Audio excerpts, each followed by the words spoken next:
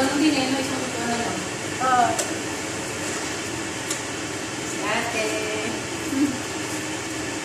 Cooking lesson ko po kasi ngayon. Sana bukas, pag wala akong ginagawa, sana dito ulit. Para maluwa ako. Kasi pag di niyo ako tuturuan talaga, hindi ako matututo. First time ko nagluto dito sa Qatar.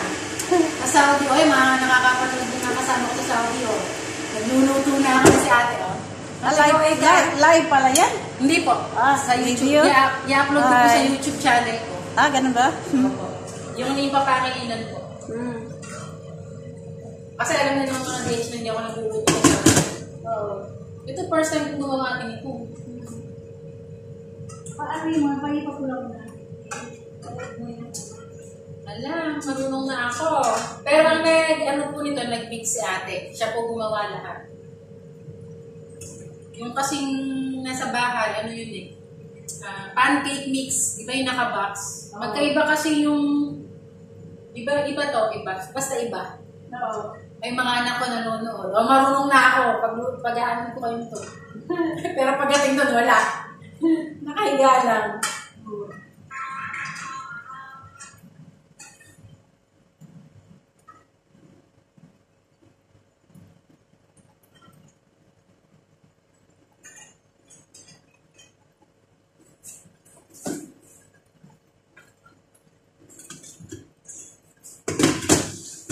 Basta atin yung ano, basta brown lang siya. No?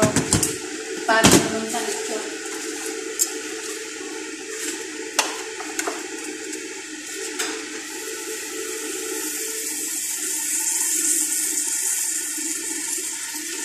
Kasi konting-konti lang pala talaga, ano?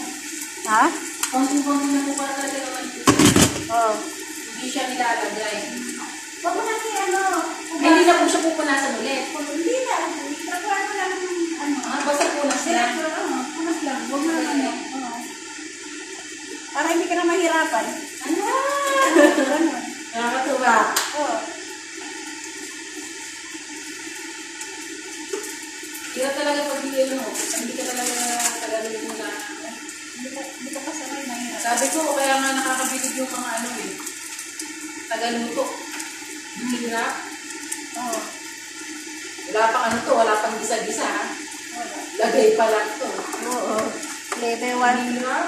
Level 1. Kumbaga, level 1 pa lang to. Level 1 ka pa. Wala pa ako sa hirap.